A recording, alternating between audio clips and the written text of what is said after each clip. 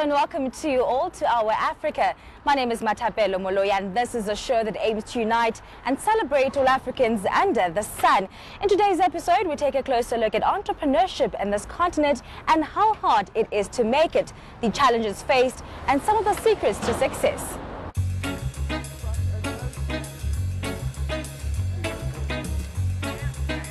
If you travel throughout Africa, you will get an exciting feeling of optimism about the opportunities within its borders. The continent is full of potential, with new ideas floating from Cape to Cairo, Lagos to Nairobi, and the endless possibilities thereof.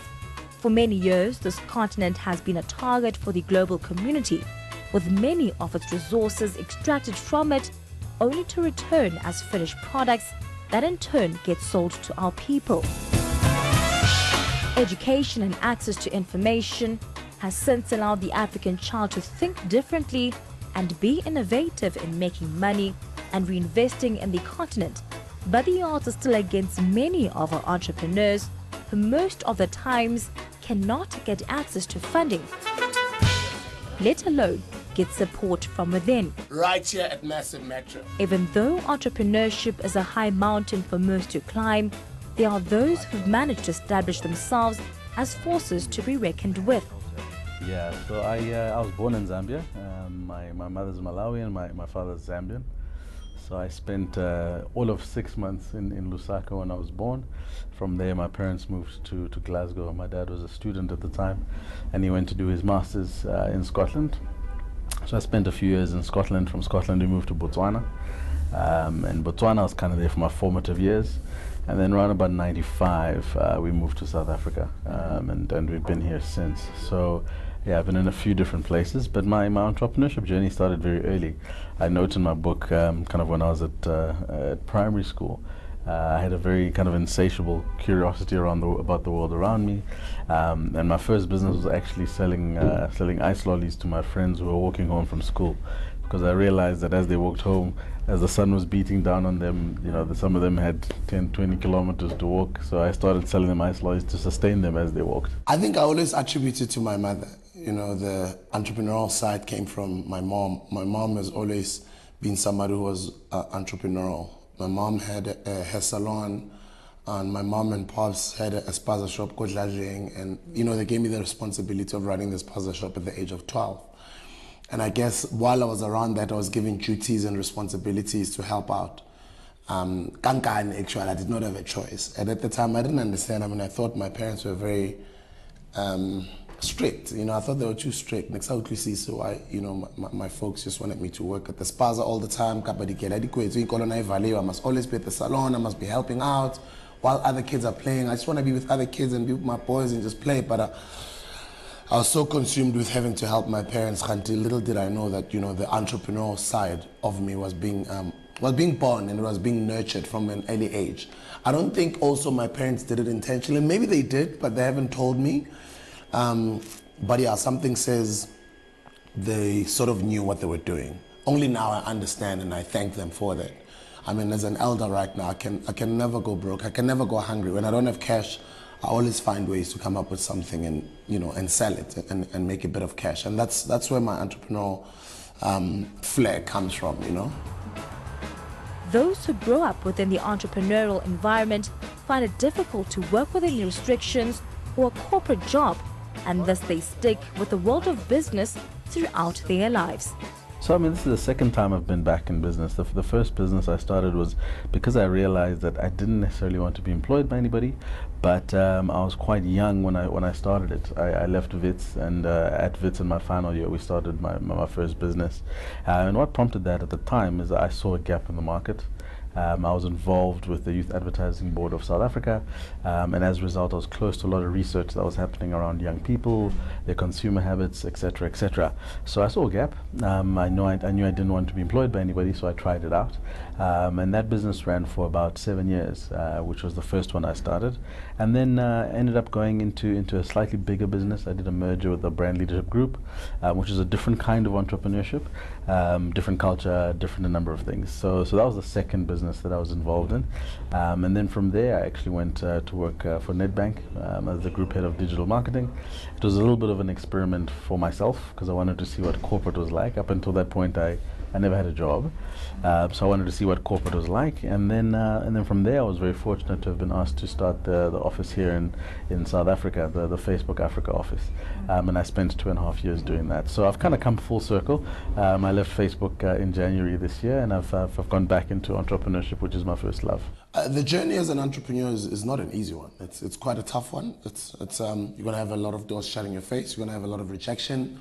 You're going to be called names, you're going to be called crazy, people are not going to understand you, you probably might fight with your loved one, you probably even might get dumped by your lover, you probably even might have your family members not understanding you, kicking you out, and anything or everything can happen. You probably might even get broke at some point, lose a lot of money, make a lot of bad decisions, make a lot of bad investments, feel demotivated at times, want to give up at some point. But it's a journey that we love and we've chosen it. But there's no better reward than having to achieve your goals when it comes to being an entrepreneur. Because when you achieve those goals, that's the nicer part of it, that you did it through hard work and you did it because you believed in yourself. And I think that in turn then inspires others. I think that's what I love about the journey. There's a lot of people who are successful entrepreneurs whom I look up to as well. And I take a little bit from, here and there from everyone to try and become a better entrepreneur myself. But the journey has been exciting. My entire career has been dependent on myself, from starting a record label, even to being an independent contractor on radio, independent contractor on television. I've never had to have a pension fund. I've never had to have medical aid from a company I work for, or a housing allowance or a car allowance. I just had to solely depend on myself and have the ability to build environments where other people can depend on what we've built, and having to pay other people and help other people. And then in the process, you inspire other people.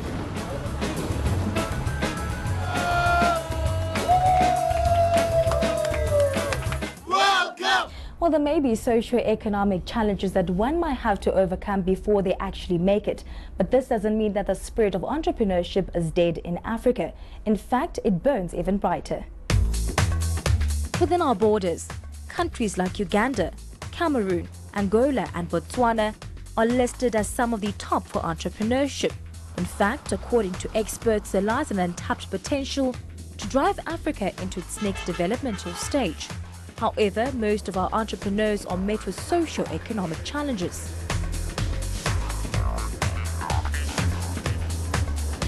Yeah, there are plenty of challenges. I think the one systemic and maybe social cultural challenge is that a lot of people don't encourage entrepreneurship as a way of thinking. If you look at the way schools are structured, if you look at the way young people who show any kind of affinity to entrepreneurship are not encouraged. I think we're not structured to kind of to encourage it. Firstly, secondly, if you manage to get an idea off the ground, support through financing and the rest of it is not necessarily easy to come by, especially for younger or more inexperienced entrepreneurs. There is institutional funding available. There are ways to get the money, but it's not easy. The first business I started, I remember, because we were in the research space, it was I went to the NYDA, I went to a number of different government institutions. And at the time, they were only funding car washes and chisanyamas because that's what they understood. I think the odds are always against us because of the continent that we come from. As much as it's an underdeveloped continent, there's a lot of infrastructure issues all over the continent. There's a lot of barriers of entry in terms of different markets, etc. But then again, I think we have the most ripe continent because everybody wants to come to this continent. Everybody's throwing money into this continent. The Chinese are, the English are. The English actually came even like flipping centuries ago. They colonized a lot of African countries. Even, the French colonized a lot of African countries, etc. You've got a lot of Americans throwing money into the African continent. Right now, you've got the Kenya project, which is building a mini, you can call it a Silicon Valley in Kenya. Americans throwing hundreds of millions and billions into that market. It's not because they're good people and they just want to see Africa thrive. It's because they're seeing opportunity. And the next opportunity right now, the next generation of billionaires is going to come out of this continent.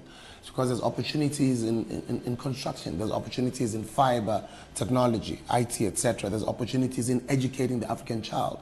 There's opportunities in agriculture. There's opportunities in whatever industry, you name it, there's opportunities around that here in Africa.